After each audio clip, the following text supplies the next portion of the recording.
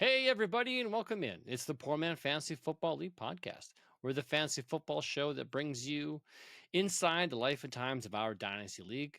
I'm your host, Mike. With me, as always, is my good friend, Andrew. And this week, after a 2-week hiatus, we are coming back to do our divisional breakdowns. And this week, we're going to be doing the AFC West. So for those at home that don't know, that is your Broncos. That is your Chiefs. That is your Raiders and your Chargers. We'll forget about the Chargers more often than not. But before we do that, we're going to have some news and stuff. We're going to talk vacations. But Andrew, how you doing, buddy? Not too bad. And yourself? How was the Great. vacation? Great. It was fun. It was exciting. We had lots of adventures. I'm still drinking my Corona beer like I'm on vacation. There you go. Good man. Mm-hmm. I got some skin that peeled off because even though we had some sun on less than half of our vacation, it was still warm, and the days we did get it, I absorbed. You get sunburnt in a hurricane. So yeah, you know me well, friend. You know me well. Yeah, no, it was good. We had a lot of fun out there in Vernon, BC. It's a growing little metropolis of visitors and travelers. A lot of good time. A lot of good times. Good. Yeah. It kind of sucks being back. Work has been oddly unsatisfying because it's so hard to oh my goodness, I had 2 weeks off. Work is piled up.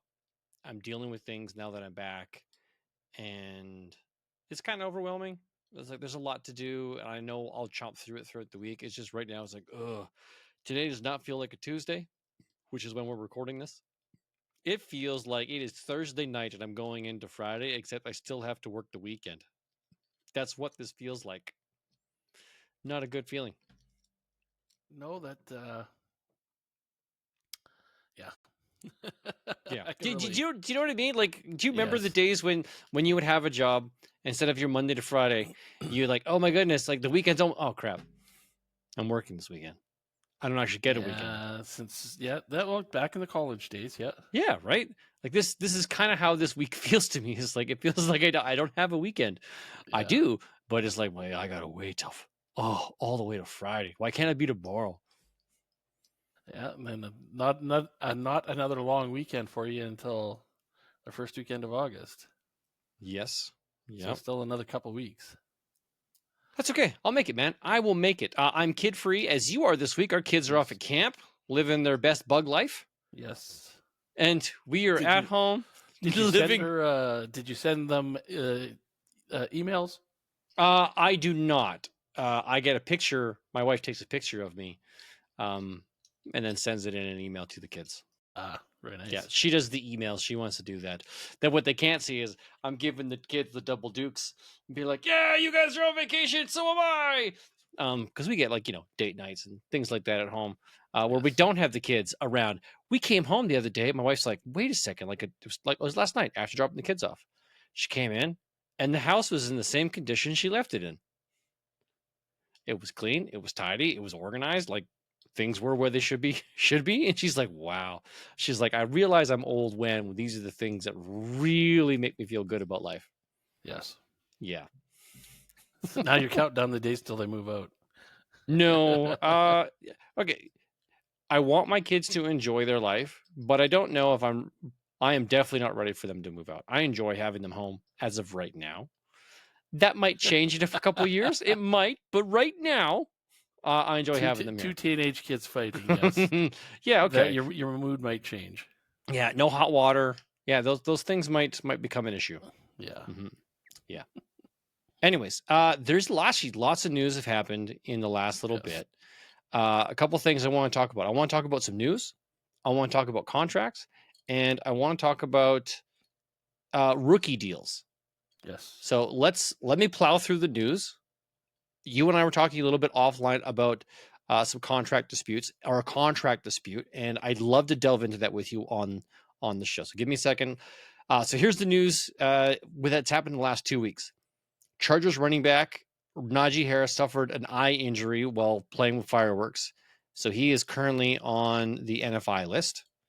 Not a good start, especially with American Hampton. NFI or NFI or PUP? Nope. because he was injured outside on a personal thing, so he's on the NFI list, not the PUP list. Okay. Yeah, and it's a superficial. It doesn't sound like it's going to last long, but he's unable to, or what does NFI stand for again? The Non-contact, non-something injury, non-football football injury. injury. Yeah, okay, so that's what he's on.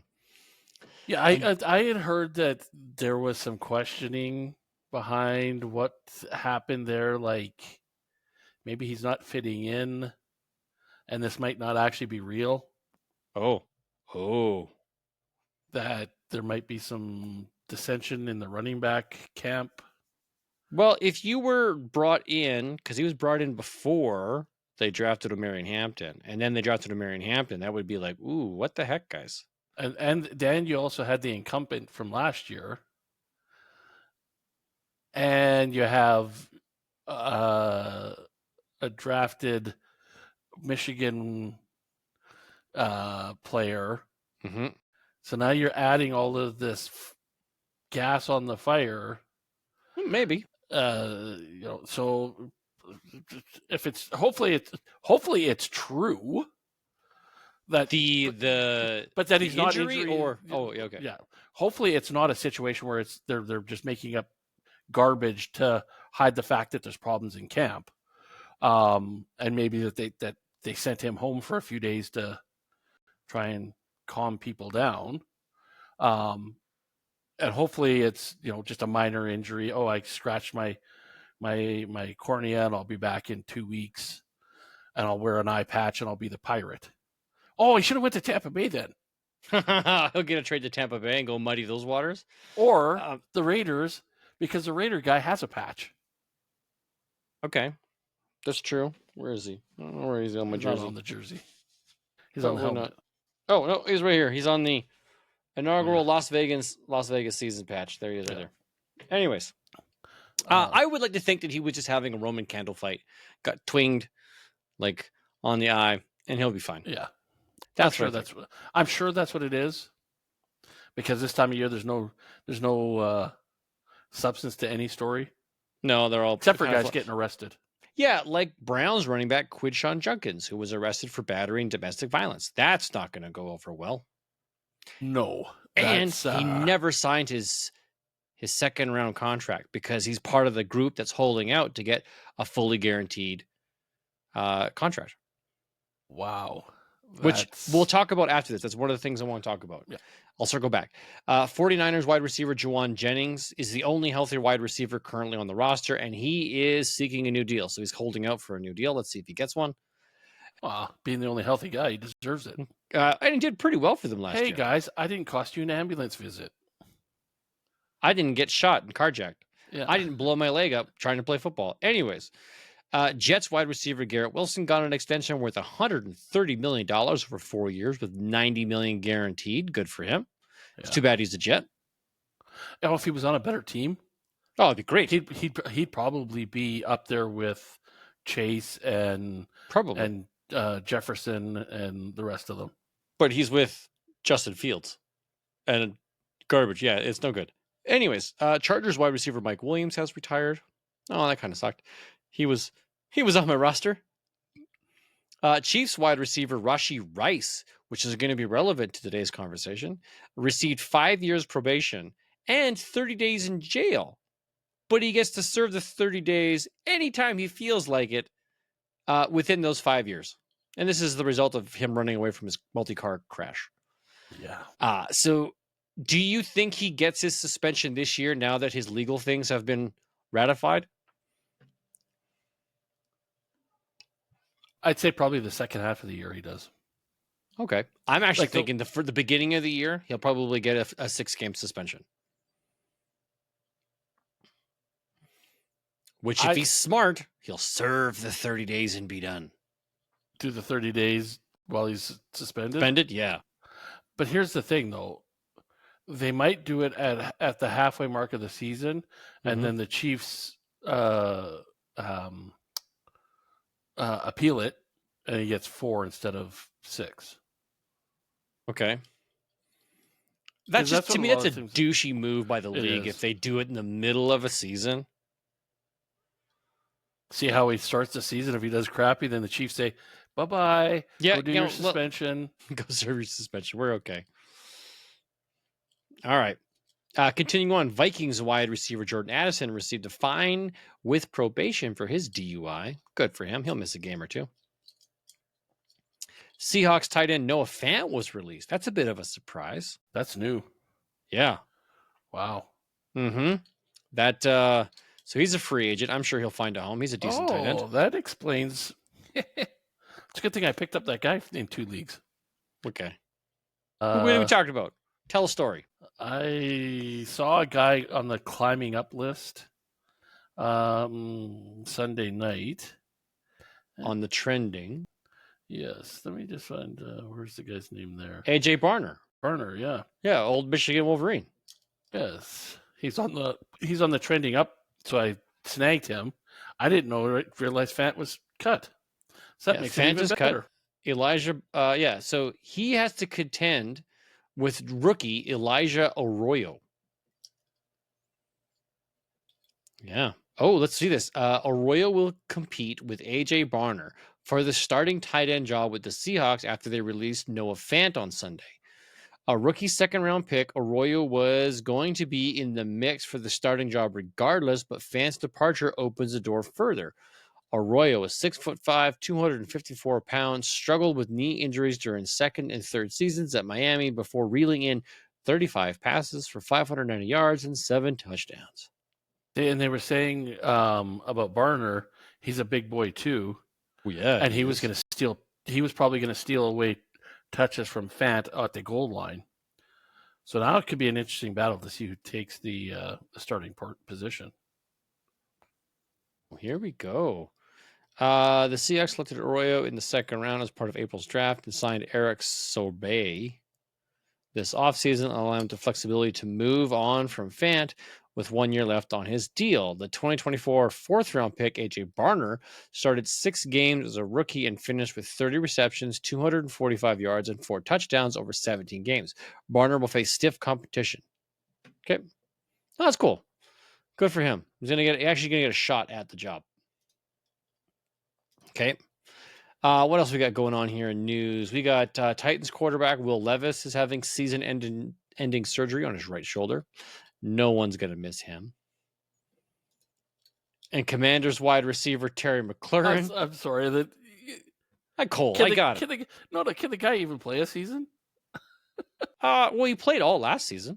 Did he play the whole season? He played the whole season. He was the starter, which is why they ended up with the first overall draft pick and got Cam Ward. Well, there we go. Yeah. So Commanders wide receiver Terry McLaurin is seeking a new contract and has been vocal about how unhappy things have been between him and the team and their inability to get a deal done. Mm-hmm. He kind of needs the deal, and they kind of need him. Yeah. He's in a weird market where like the team has sucked for so long and he hasn't had a good enough quarterback to show what he can do until last year. Yeah. So it was like, are you a one and done guy or are you a long-term guy? If you're a long-term guy, invest. If you're a one and done, see, I would like right now, if I was the team, I'd be saying, well, slow down. Let's see how you start the season and then let's talk. If you start the season as hot as you were last year, I will pay you.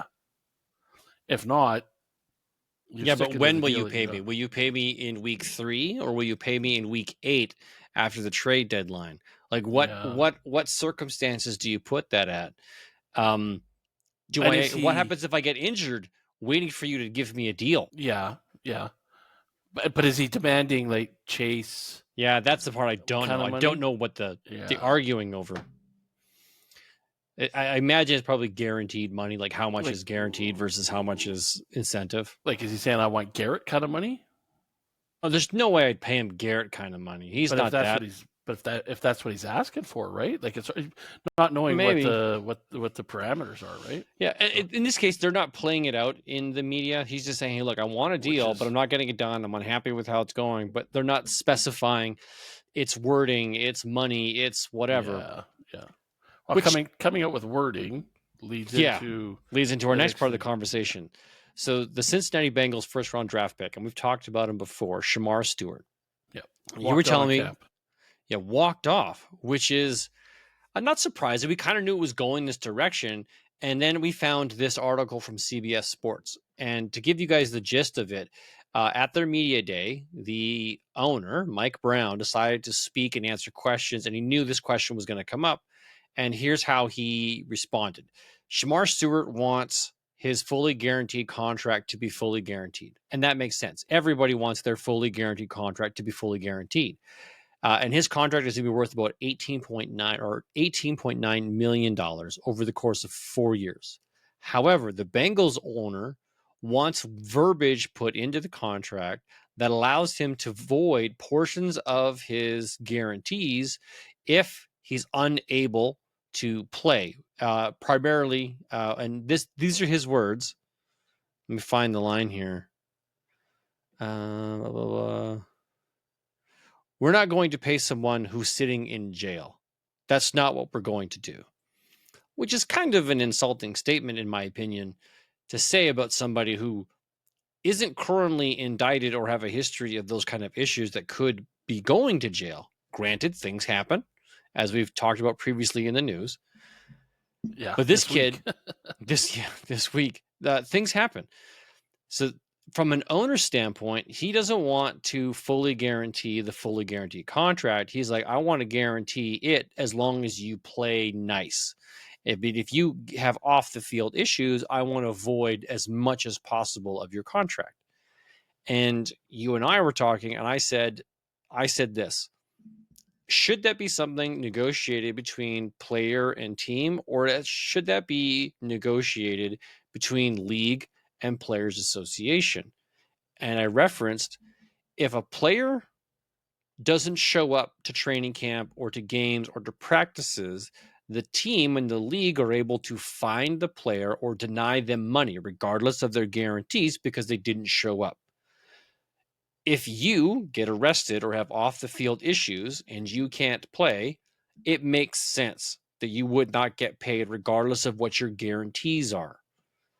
So, thinking with that logic, I believe it should be something handled between the league and the Players Association, where they have some kind of verbiage that says, hey, these guys have fully guaranteed contracts, but all players, regardless of their negotiating powers or abilities, regardless of team or stature, that if they have issues off the field, whatever happens there, it does impact their contracts.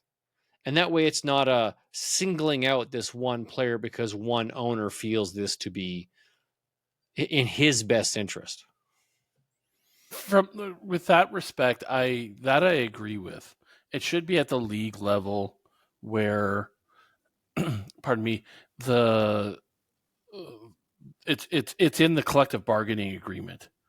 If you get arrested and or suspended for violating whatever protocol, your paycheck is then forfeited for that length of time. I don't think they should be impacting like further seasons guarantees.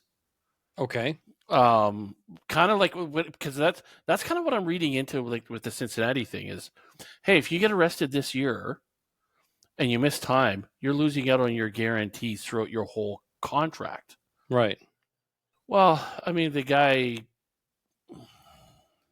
whatever, has too many parking tickets. You know, he's the guy from Liar Liar. Be gentle. He gets arrested and you know, embarrasses the league because he has, you know, $10,000 in parking tickets. He, you know, spends 30 days in jail, misses 4 games. You forfeit your money for those 4 games, but he does nothing wrong the next 4 years or 3 years of his contract. Why is he being penalized for that? I get it from the owner's perspective of, I'm investing in you. And now you're embarrassing my team and my team's image. So do I then get the right to penalize you because now you're hurting my earnings? Or recoup some of my investment. And all Yeah. investments, as we should know, come with a level of risk. Yes. If I'm going to put $19 million into a person and say, you know what, I want you to return on my $19 million investment. Not all of them will. They might play those 4 years and not return on that $19 million. Yeah, he may never see the field because his talent wasn't really there. Correct. But how does that differ from from a simplified standpoint? If a player, you drafted a player, you guaranteed him $19 million over 4 years, and he doesn't perform at a level adequate enough for that level of pay, and now he's like a nobody. But let's say he does have that level of play, but he has some off the field issues where he has an infinite number of parking tickets because he can't just read, the signs. And or maybe he has a bit of an ego and wants to like live that lifestyle where he's just like, I don't care where I park, I'll park where and how I want. And now this player's losing time on the field where he is valuable to that. Do you think there could be a scenario where the league looks at it and says, hey, we don't want that verbiage into individual contracts, we'll put it up here, and maybe we have a tiered system. First offense, you're good. This is your second chance. Second defense, then you start attacking the future guarantees in those contracts. You make it easier for teams to be able to start relieving themselves. And I'll give you an example. You have the Browns notoriously drafting players who get themselves into trouble or signing contracts with, like, say, Deshaun Watson, $240 million fully guaranteed. Well, if he had another mishap where he embarrassed himself, the team, in the league again, getting caught at one of those massage parlors or being inappropriate with somebody, okay, guess what? We can now void all of your future money, which allows us to release you, cut you, trade you, whatever, without the financial burden on the team because you went and did something naughty that the league deemed to be naughty. So let me flip this back to you because this thought just jumped into my head. If the league is going to get involved in it and have something whereby you lose part of your contract, do all of these players have to be signed to the same type of contract? In this case, they are. They have a pre-described rookie contract. So if you're the first player in the draft, you get this. There's no negotiating. This is what you get. It's predefined all the way down to player 32. The second round, it's the same way. They have a predefined amount that they will be making.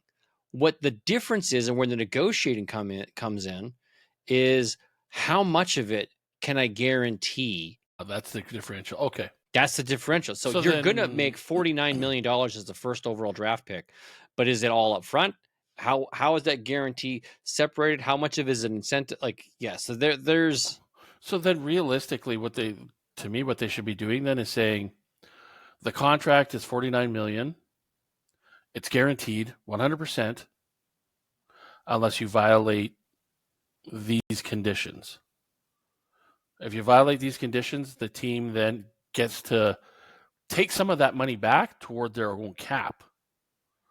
So if I'm costing this year of the 4 years, $12.5 million, and the league takes $6 million away from the player because he's in jail for half the year, that money, that $6 million should go back to their cap. That, hey, maybe you have to go replace that player for that that half of the year. Now I need to go get Kareem Hunt. I've got the money to do that. Okay. To pay that player, because now I'm paying you and I'm paying Kareem Hunt. Thanks a lot, you big jerk. I think that makes sense. I think that's partly what the NHL does when you have injuries. Yeah, you get some of your money back. Yeah. Yeah. It's like, hey, look, this guy and his injury, as long as he's on IR, his money does not count against your salary cap. And I think the NFL used to do that. Like I remember when Brian Bosworth hit the NFL and he only played like 2 or 3 games, but he had signed this crazy contract, and he blew up his shoulder and couldn't play again. And I think the way the contracts were structured back then was the team got back not 100% of the money. I think it was like 70% of the money. Because the team still had to pay out part of his contract through insurance and all of this stuff. But the team's cap came back to them for a portion of that contract. Makes sense. It gives the team flexibility to find a replacement for the time period that you're gone. How about this? Could the team do, if you have your amount guaranteed for this year, you get into trouble or you get injured, they can void part of that money, but it doesn't leave you. It just becomes an incentive instead of a guarantee. So if you're going to make $10 million fully guaranteed, but you get a DUI, and now you got to serve some time in jail and you're going to miss a few games. Okay, well, you know what? We're not paying you for that time period. And the rest of the money going forward for this year is now an incentive, not a guarantee. So you can still earn it, but now it's got to be on the field as an incentive to rehab your behavior and get back out onto the field and perform. That might have some guys then turn around and think, oh my God, that was my get out of jail free card. Yeah, that was my warning shot. The next parking ticket I get, and whether I'm losing money or not, I'm embarrassing the league because I can't learn from my mistakes. Then they start taking money away. Yeah, I would like that.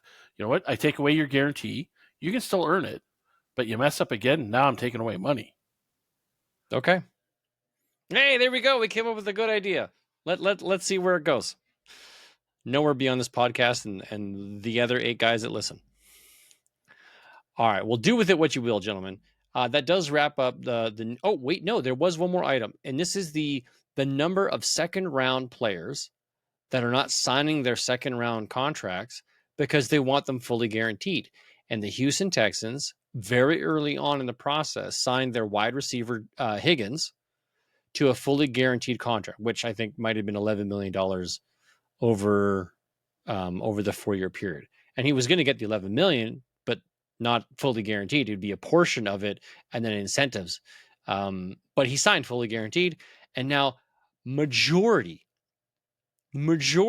I think 2 players at that point had signed their contract. The second round pick for the Browns and Higgins, everybody else held out to make sure that they're going to get their fully guaranteed contract. And down to the wire, I think more than half of them have now signed. It's just kind of a scary thought that the league is going in this direction now. But this is where that verbiage needs to be at the NFL Players Association level. Everybody's signing the same damn thing. I don't care if you are the next coming of Bo Jackson. You get the same contract as everybody else. You were a second round guy. Depending on where you fall, this is what you get. If the second round guys do not get guaranteed, or they only get guaranteed 50% or 75%, and then 50, like each round, the guarantee moves down. Mm-hmm. That is what you get. These owners got to stop being idiots. Oh, I want to circumvent the process, and I want to give my guy a little bit extra. No. You guys are the ones that are screwing up the whole payroll by saying, ooh, I'm going to give that guy a little bit more so he's super happy and stays here or signs right away on day one. I'm going to give him a Bentley to go along with his contract. Now everybody else is going to say, screw this, I'm holding out for my Bentley. That wasn't part of the collective bargaining. So stop doing that, owners.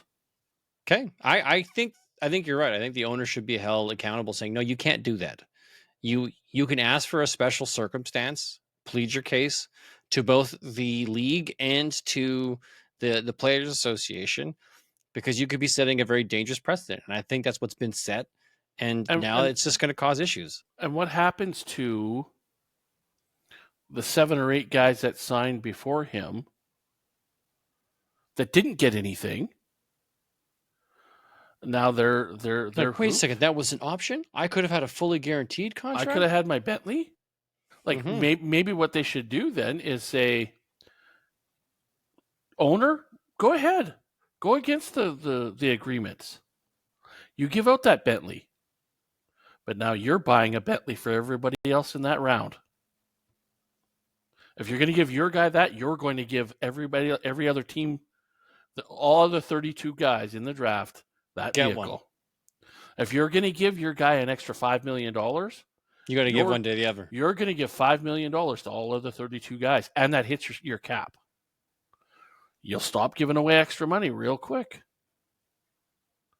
Guys that are outside of their rookie contracts, have at it. They're free agents. Give away whatever you give them a portion of the team. Give them your daughter's hand in marriage. Who you give them 2 goats and a rooster. And a rooster, yeah. Like, who cares what you give them after that? But in the rookie deal, predefined, you got this is what's in the contract. You got to get that under control, because you're setting that expectation for those kids that, hey, I got more on my rookie deal than everybody else. I'm going to get more on my second deal. And you might not have earned it. All right. Well, that is the end of the news, ladies and gentlemen. Now it is time for our divisional breakdown. The AFC West was a rather strong division last year. There were 2 surprises. How well the Chargers played. Not for you, but for me, how well they played. You did anticipate them to have a good season. And then the Denver Broncos, which I think surprised everybody. Yeah, with 3 of the 4 teams making the playoffs, I think it was a big surprise for the league. So now we're back at it. We're going to talk about these guys again. The way the season broke down last year is the Chiefs ended up 15-2, which is mind-blowing to me considering how terrible they played. The Chargers finished 11-6, which was surprising. New coach, some significant changes to that team, and they finished strong. Denver went 10-7, which I didn't think was going to be possible with the rookie quarterback, with the way that team was built, but they did. And then Las Vegas finished as we expected, going 4-13. Now, each of these teams have had a new season or new offseason. They've added some players. They've cut some players. They've made some coaching changes. They've had some draft picks.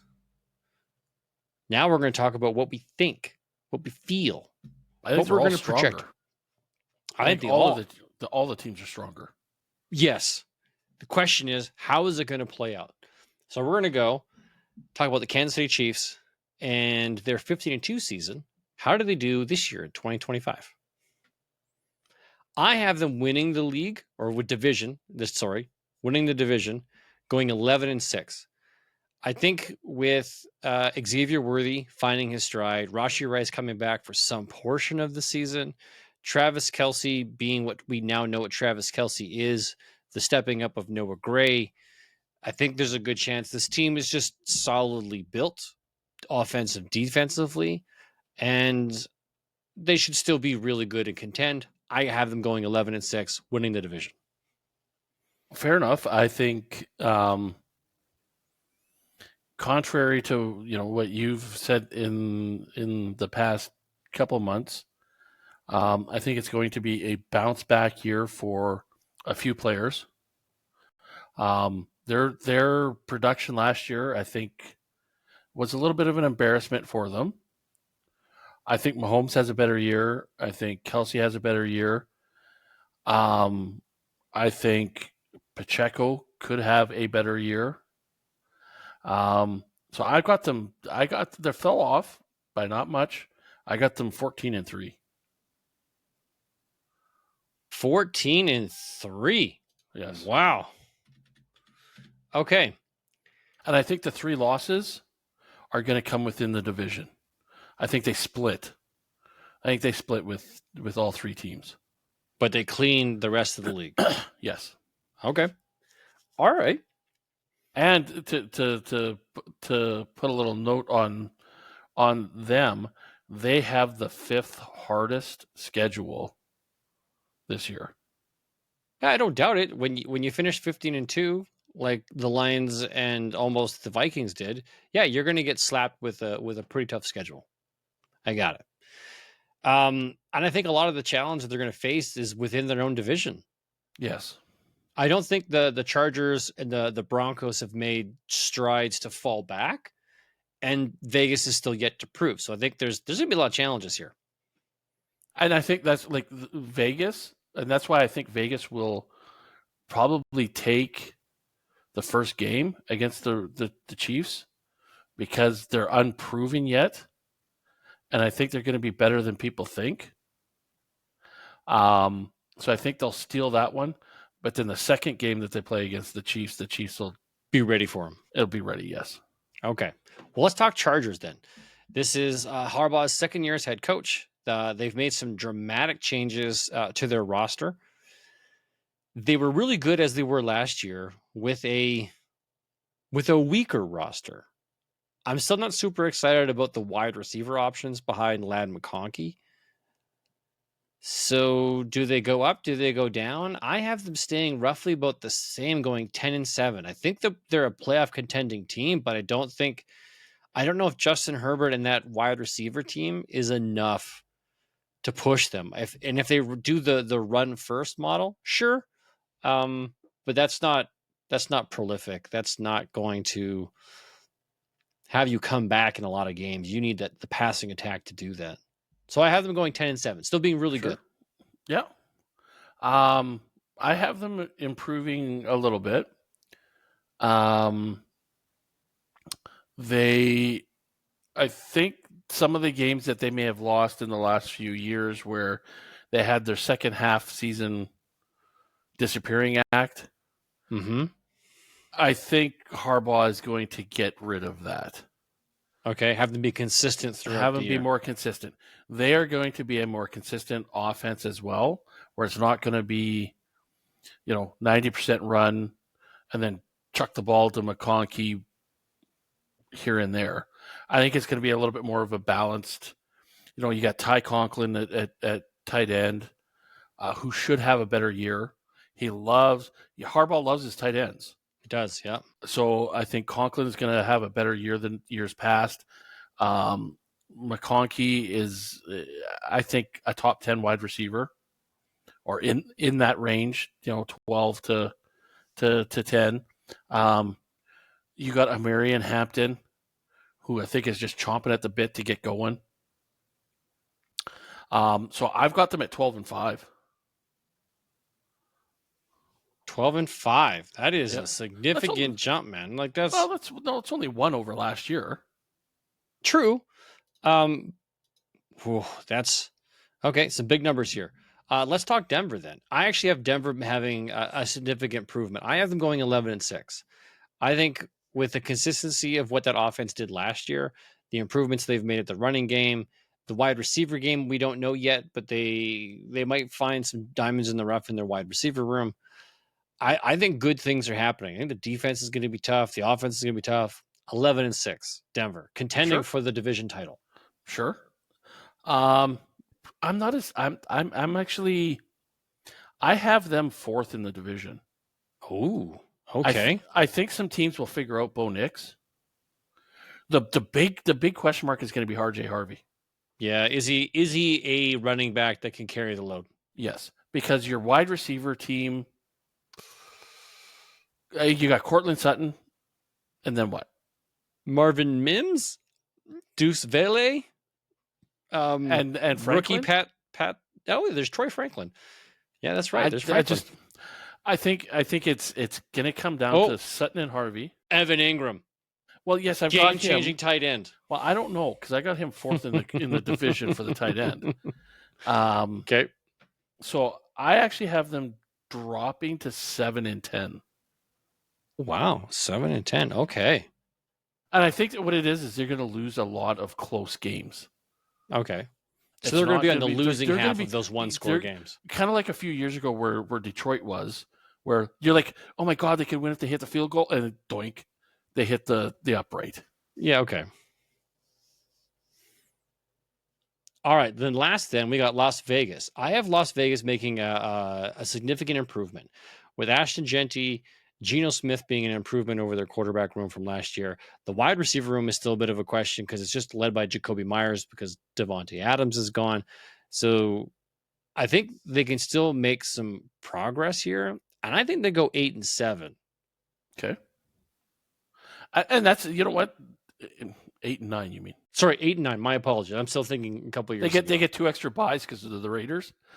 Oh, that's right. They steal some victories.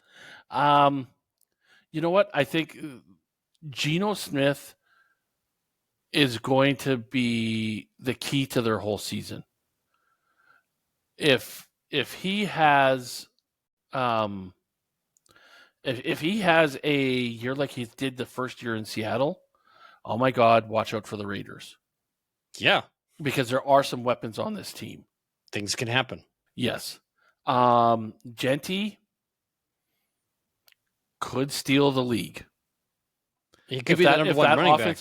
If that offensive line holds up for him, he could be what Saquon Barkley was last year. Yes, thank you. And then you got Jacoby Myers at wide receiver, who's not great, but he's not crap. No, I think he's a wide receiver too. Geno Smith could elevate his game and elevate his season. And then you got Brock Bowers, who's coming off of, I unfortunately I have him as the number 2 tight end in the division. Well, that's going to be spicy to think who you've got as number 1. Gee, I wonder who. Yeah, Will Dissly. Yeah, but like this team, I think this team is going to shock some people, and I think they're going to have some blowout games, and they're going to win a few that are really close. Unlike Denver, who's going to lose the close games, I think the Raiders are going to have that little bit of oomph, especially if their defense is holding them in and gets the offense pumped up.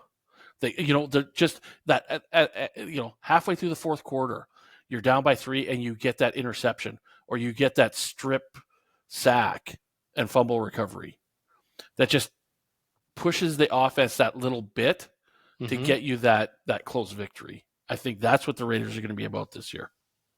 Okay. Wow. And so their record's going to be 10-7. Dang. That's a huge jump from last year. That's a big jump. Okay. And they could potentially even make the playoffs like Denver did with that record. They totally can. Oh man, that is a strong division. I don't know how a team, well, okay, I guess it's possible. We had the NFC North have a 15-2, a 14-3, and I think a 10-7 team in the Packers. So I think this could play out. That's still big though. It is. Dang. Okay, let's quickly break down the teams and their current lineups and rookies. So the Chiefs running it back with pretty much the same roster they've had the last couple years. Mahomes, Isaiah Pacheco backed up with Kareem Hunt, Rashee Rice, suspension pending this year or next. Xavier Worthy, who I think we know we can expect from him some big games. Marquise Brown, who's still with the team but didn't do anything last year because of an injury. Travis Kelce, which I'm assuming you have coming back on a big rebound here. And then Noah Gray seems to be slotting in. At least last year he did. Yes. All right. And then they didn't really invest in offensive weapons in the draft. Wide receiver Jalen Royals in round 4 and running back Rashad Smith in round 7. Yeah, I think they were content with the offensive team they had. Mm-hmm. And I think, again, they're banking on guys to, oh my God, we had an off season last year. Let's wake up and do what we actually can. I mean, you saw their record. They only lost 2 games last year. They were 10-0 or something like that to start the season. So you don't try to fix what's not broken. Obviously, yes, they lost the Super Bowl, but when you're winning your conference, you don't really need a whole lot to change. Fair enough. I had something else here. I was looking up what wide receivers are still left on that team. Because On the Chiefs? Yeah, hang on a second. Finally, here we go. Finally loaded. We've got Sky Moore is still there. Yes. Juju Smith-Schuster's still there. Yeah, McCall Hardman's still there. I just dropped McCall Hardman and I don't see McCall Hardman on the roster. Oh, because I dropped him the other day. I got Juju, Jason Brownlee, Nico, Mac Daly. Names I'm not familiar with. Yeah, I don't see McCall Hardman on the roster at all. Oh, and then maybe they've cut him already. Oh, maybe he's gone. Okay. Yeah, so they don't have They don't have any depth. No. Like if Marquise Brown goes down and Rashee Rice is in jail, there's trouble. Okay. All right, let's talk Chargers. Justin Herbert, who I think is a quality quarterback. Once they build up their wide receiver room, and there's some things to talk about here in a minute. Other than that, they have Najee Harris at running back, wide receiver Ladd McConkey, tight ends Will Disley and Ty Conklin. And you think it's Ty Conklin as the starter? I think so. Okay, I don't know which one's going to be because neither one of these guys seems to be starting caliber. Yeah, like they don't want any of the fame. Yeah, which is why obviously this team was tied to potentially drafting a tight end, and they didn't. Well, they did in Gadsden. In round 5. But they're rookies. This is where I think they're going to close the gap here. Omarion Hampton, round 1. Wide receiver Trey Harris, which I have 0 shares of, and I'm kind of sad about that, in round 2. Wide receiver Keandre Lambert-Smith in round 5, and then tight end Oronde Gadsden in round 5. Again, they're an improved team. They're close to taking that next step to take over the division, I think. I think the weakness is they have less depth than what the Chiefs do, because if Omarion Hampton goes down, sure, they got Najee, but if Ladd McConkey goes down, they've got right? Like we don't know about Trey Harris or anybody else that's on the roster. So that's kind of scary. And then the tight ends they've got are guys that are mediocre, middle of the pack tight ends that are good to get you through a situation, but are not a guy that can elevate your game. Yeah. That's fragile. Yeah. I just think they're one of the more consistent, though. Sure, they're a good team. They work through. They do suffer injuries, but they work through it. Yeah. All right. Denver Broncos. Bo Nix, top 10, top 5. Did he finish top 5 last year? I think he did. I'm just going to look that up and confirm. But he had a really good season and finished in our format as 7, quarterback 7, so top 10. That's pretty impressive for a rookie quarterback. Yep. The running back room currently consists of J.K. Dobbins and round 2 rookie R.J. Harvey. And then they have that Audric Estime, who had flashes last year, but not a guy who can carry the burden. Yeah. Their wide receiver room is Cortland Sutton, who's kind of aging himself out. Marvin Mims had a couple games, but wasn't consistent. They did draft wide receiver Pat Bryant in round 3, who I am a fan of. On paper, it sounds like he might be a guy that can easily slot in as the number 2, maybe contend for that number 1 job if things break right for him. And then tight end Evan Ingram, who I like as a tight end. He is an experienced veteran tight end who could do really good things in this passing offense. True. I'm just like I said earlier, I'm worried about the rest of the defenses starting to figure out Bo Nix. Look what happened with Houston. Rookie year, breaking all those records, and then Deshaun Watson. No. C.J. Stroud, and then his next year he kind of had an off year. The whole team did. Everybody thought, "Oh my God, they're the contending." Yeah, they're going to knock off. They're going to knock off the Chiefs, and then the next year they barely made the. I don't know if they did. If they made the playoffs, they barely made the playoffs. Because they only won the because they won division. the division. Yeah. Yeah. So Okay. I worry from the Denver standpoint there, and that's why I have them falling back a little bit. Next year, like you need to have that. You need to take that step back to learn. The sophomore slump. Yes, and then year 3, watch out again. Okay. All right. Last thing we're going to talk about, the Las Vegas Raiders. And the reason why I have this jersey is because a friend of mine was a big fan. And when he passed, we all got, well, not we all, I got a Thomas number 5 jersey in honor of my friend. So that's why I'm wearing that tonight. Otherwise, I would never have Very a nice. Las Vegas Raiders jersey. No, you'd be wearing a Chief jersey. More than likely, because we won it at the Super Bowl. All right. So the team it looks like there's some potential here. They drafted a lot of rookies, guys. So the starting roster doesn't look too exciting. It's Geno Smith, running back Raheem Mostert, wide receiver Jacoby Myers, and tight end Brock Bowers. Those are the names to mention. But it's the rookies that they drafted where we can expect to see some excitement. Running back Ashton Genty in round 1. I think everybody has labeled him as a guaranteed hit. Yeah. Wide receiver Jack Beck, round 2. I have a couple shares of him. I'm very excited to see where he fits into this offense because to me, the wide receiver 1 spot is wide open. Well, I think week 1 is going to be Jacoby Myers. Maybe Beck is the wide receiver 2 or the slot guy. Sure. And works his way up.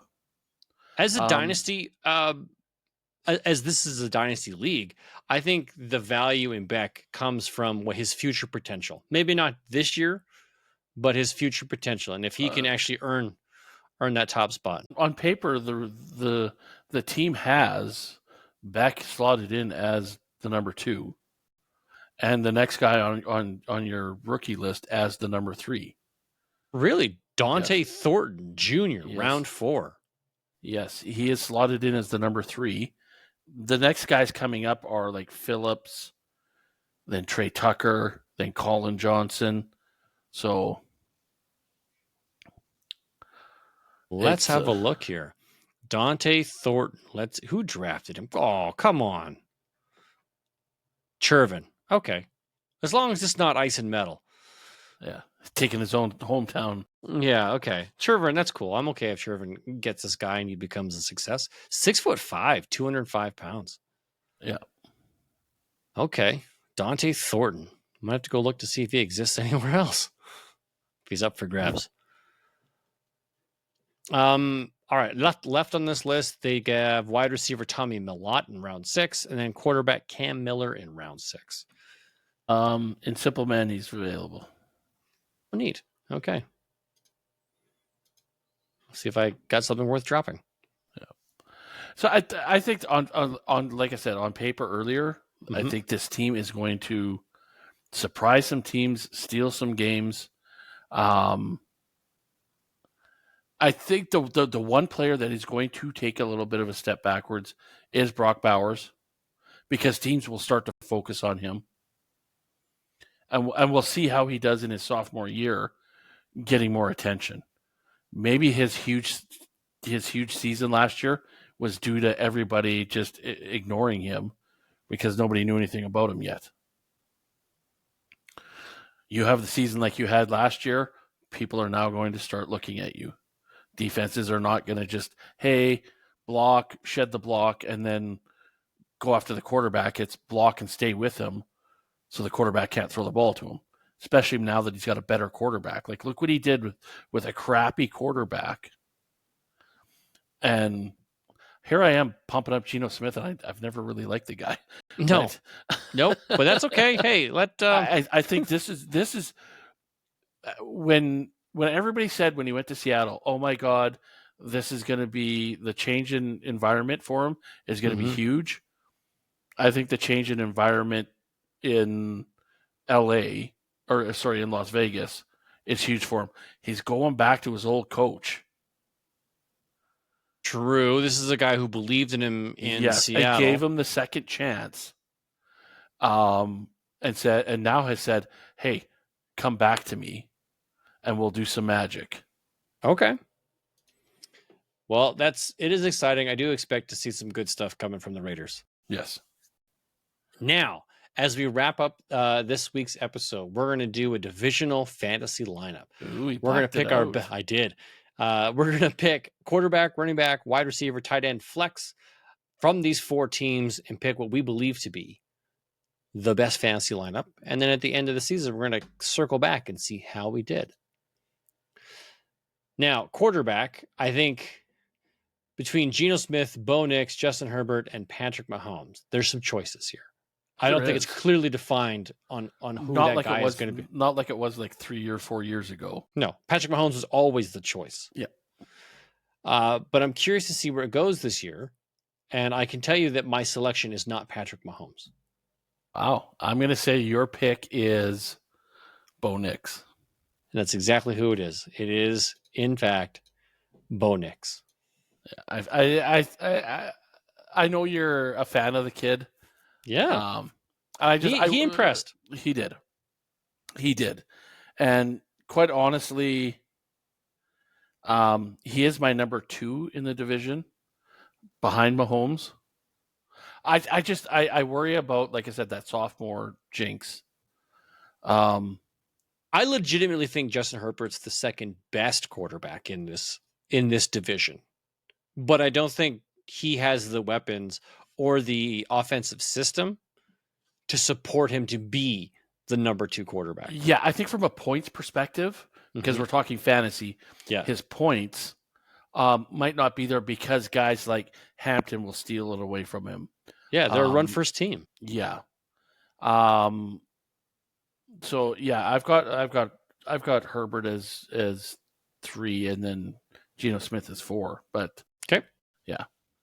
Running back. Is there any question here, or did we both go Ashton Genty? Yes, we both did. Okay. Well, I should say yes, I did. Yes, you did, because yes, I did. Ashton Genty. Now, this is where, when it comes to wide receiver, before we reveal, starting from the bottom, Jacoby Myers from the Raiders. Not excited about that one. Cortland Sutton. 4. I think Cortland Sutton. Ladd McConkey, definitely in contention. And then Rashee Rice, Xavier Worthy. So my number 4 is Jacoby Myers. My number 3 is Sutton. My number 2 is Worthy, because I think Rice he's going to miss too much of the year. Yeah, that's my risk. And Worthy was so hot at the end of last year. If he can continue that chemistry with Mahomes, that's where I think, like, if Mahomes can have a huge year this year, if Worthy stays hot, if Kelce gets hot again, and Rice comes back in the second half of the year and starts kicking some butt, and you got Hollywood Brown, who potentially could put up numbers. If you had 4 guys out in the field, who's the defense going to cover? Right? Like, he's going to have so many options that could help that team. But my number 1 was McConkey. Okay. He's right now, he's head and shoulders over the talent of everybody for a wide receiver in this division. He is head and shoulders over everybody. I would say I don't agree that he's head and shoulders. I think Rashee Rice, Xavier Worthy I think they're all equal. I think the difference is Ladd McConkey's by himself. I think Ladd McConkey's just going to get force-fed the ball because there's nobody else to throw it to. At least on the Chiefs, you could go between Rice and Worthy and Kelce. And even to a degree, you're going to find somebody else who's going to steal the ball from you. But over here in Chargers land, there's nobody to throw the ball to. Yeah. Yeah, I fully agree there. Yep. Yeah. Our tight ends might be a little bit different. Yeah, they're going to be different. Obviously. They're going to be different. We know it. I went Brock Bowers. I'm going to play recency bias and say that he's going to be the guy. You're going with Travis Kelce. Yes. Fair enough. I really think we saw the best of Kelce, and now we're not going to see that again. I think he is even partial Kelce is still better than a lot of other tight ends in the league. Yes. But I think that's where we're at. I think we're still at partial Kelce. I think he's going to be either the number 1 or the 6 or 7. He's not going to float. He's like, I'm going to do it, or I'm going to repeat what I did last year. Yeah, and even at 6 or 7, he's better than 30, 25 other teams. Yeah. But he's either going to have a really, really good year, or it's what he did last year. I don't think he's going to like drastically drop like some guys do and make a fool of himself. I hope it's this year. I hope you're right. I hope he goes out on a high note. He has a really good season. Maybe not tight end 1. And I don't even have him anymore. in poor man, because I traded him away. Yep. So I don't. Yes, I'm pumping the guy up just because. I would really like for him to go out on such a high note that people talk about him and Gonzalez being the 2 greatest tight ends. Okay. Goes for the Chiefs. Go Chiefs. Yes. All right. The flex spot. So many options here. Do you go a Marion Hampton? Do you pick one of the wide receivers that we talked about? What could you do? The possibilities are endless. It all comes down to what do you believe within your team construction? And I'm going to let you go first, and then I'll reveal mine. I'm flipping between 2 guys really bad. Same position? Yes. Same position. I'm going to guess wide receiver. Nope. Not wide receiver. Okay, so then we're going running back. And the only running back. I'm flip-flopping between Harvey and Hampton. And I'm gonna go out on a limb, and because they are a run-first team, I'm going Hampton. That would be my choice between those 2. But Harvey could have. He could be their whole offense. I'm betting against it. But I think Bo Nix is too much of a throwing quarterback, which is give why up the ball too much. I picked Cortland Sutton as my flex. That's a nice pick. I don't think Cortland Sutton is the athletic freak that's going to get the yards, but I think he's a touchdown machine, and he's just going to fall into the end zone so many times. And those when they get down there within the 20s, if they're in the 10s, I imagine it'll be an RJ Harvey style game. But I do think Cortland Sutton has another great year with Bo Nix before he decides to pack it in and call it a career. Yeah. That's where I'm going. O'Marion Hampton was my backup option. But I don't like O'Marion Hampton as long as Najee Harris is there. Najee is good enough to get enough work. Job? Not to steal the job, just to keep some of the workload to himself. And it's okay in some scenarios where you got like Jahmyr Gibbs and David Montgomery. Okay, you can have both of them working in the same system. But in a lot of other scenarios where you've got 2 quality running backs, you've got the number 1 guy, but the number 2 guy is just good enough. If you owned both, you've got a great running back room or combined fantasy point that they can produce. Yeah. And I think O'Marion Hampton, if he's the sole guy, I think he might give Ash Agenti a run for his money. But I know he's not going to be the only guy. He's going to share. Yeah. No, fair enough. I agree. Okay. Well, guys, that's it for this week. Thank you very much for being patient and during our hiatus on vacation. We're going to be taking, I guess we're going to be taking on another divisional breakdown next week. Let's have a quick look into the future. It's going to be another AFC team. Should be the AFC North. It's actually the AFC East, but we could do the AFC North. No, which is East? We did South, West. Who's East? East is because the North should be the Jets. The East, the East is actually the Jets, the Pats, the Dolphins, the Bills. Okay, Bills, not the Bears. Yeah, so that's who we got coming up next week. It'll be fun to go through. And that's it for us. It's good to be back from vacation and trying to get some normalcy back into my life. It's just tough to transition.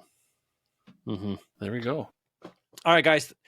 Enjoy your week and whatever it is that you're doing from one poor man to another. Remember, if it's not fun, it's not worth doing. Good night, everybody. Have a great week, everybody.